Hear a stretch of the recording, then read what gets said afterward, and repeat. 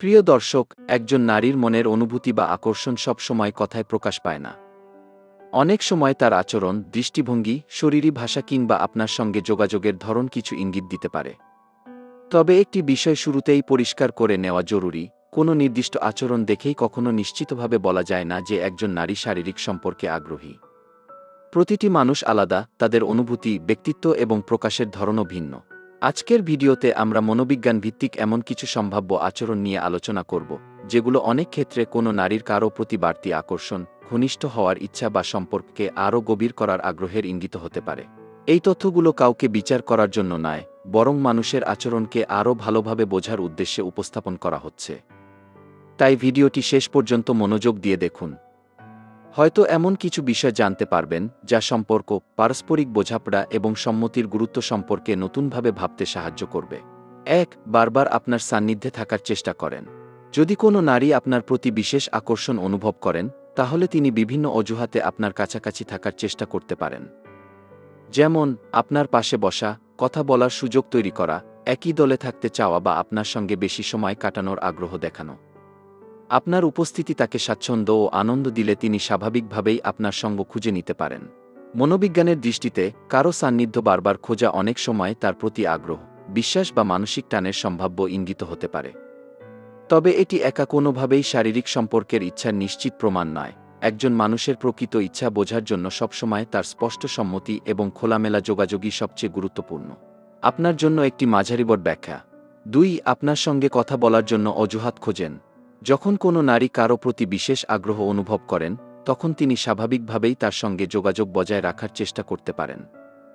কখনো ছোট কোনো প্রশ্ন, কোনো পরামর্শ চাওয়া, কোনো ঘটনা শেয়ার করা বা সামান্য কারণ দেখিয়েও তিনি কথোপকথন শুরু করতে পারেন। অনেক সময় মূল উদ্দেশ্য বিশেষটি নয়, বরং আপনার সঙ্গে কিছুটা সময় কথা বলা এবং আপনাকে আরও ভালোভাবে জানা। মনোবিজ্ঞানের দৃষ্টিতে বারবার যোগাযোগের উদ্যোগ নেওয়া অনেক ক্ষেত্রে আগ্রহ, স্বাচ্ছন্দ্য এবং সম্পর্ককে আরও গভীর করার ইচ্ছার সম্ভাব্য ইঙ্গিত হতে পারে। তবে শুধু এই আচরণ থেকেই কারও রোমান্টিক বা শারীরিক আগ্রহ সম্পর্কে নিশ্চিত সিদ্ধান্তে পৌঁছানো যায় না। একজন মানুষের প্রকৃত ইচ্ছা বোঝার জন্য সবসময় পারস্পরিক সম্মতি, স্পষ্ট যোগাযোগ এবং ব্যক্তিগত সীমার প্রতি সম্মান সবচেয়ে গুরুত্বপূর্ণ। ৩. আপনার চোখের দিকে বেশি সময় তাকিয়ে থাকেন। চোখের ভাষা অনেক সময় কথার চেয়েও বেশি কিছু প্রকাশ করতে পারে। যদি কোনো নারী আপনার সঙ্গে কথা বলার সময় বারবার চোখে চোখ রাখেন, মনোযোগ দিয়ে আপনাকে দেখেন বা আপনার দিকে স্বাভাবিকের চেয়ে বেশি তাকিয়ে থাকেন, তাহলে এটি আপনার প্রতি তার স্বাচ্ছন্দ্য, আগ্রহ বা মনোযোগের একটি সম্ভাব্য ইঙ্গিত হতে পারে।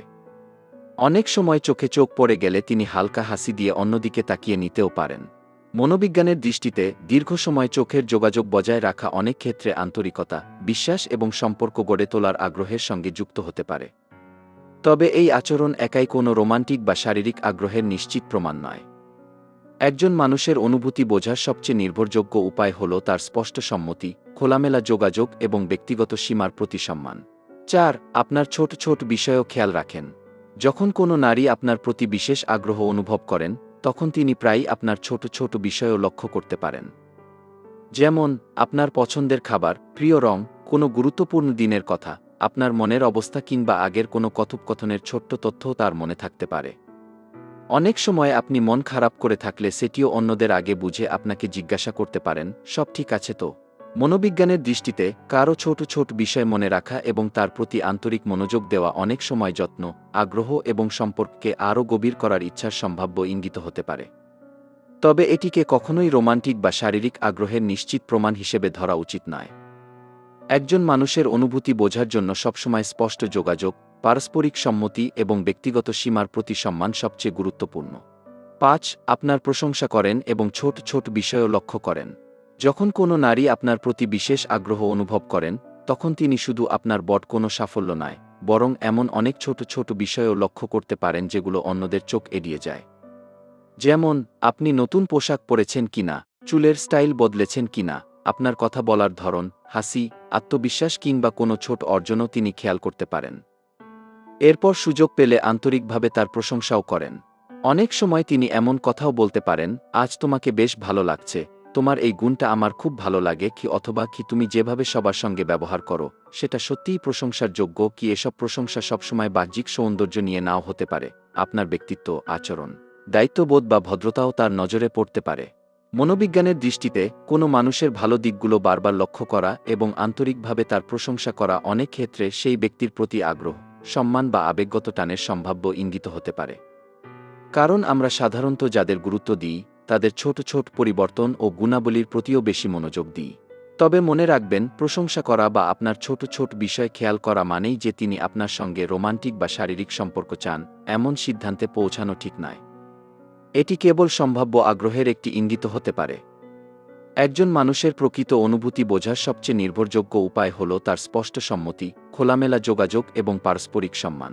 ধন্যবাদ ভিডিওটি শেষ পর্যন্ত দেখার জন্য। আশা করি আজকের আলোচনা আপনাদের ভালো লেগেছে এবং কিছু নতুন বিষয় জানতে পেরেছেন। মনে রাখবেন, কোনো মানুষের আচরণ দেখেই তার অনুভূতি বা ইচ্ছা সম্পর্কে নিশ্চিত সিদ্ধান্তে পৌঁছানো উচিত নয়। একটি সুস্থ ও সুন্দর সম্পর্কের ভিত্তি হল পারস্পরিক সম্মান, খোলামেলা যোগাযোগ এবং স্পষ্ট সম্মতি।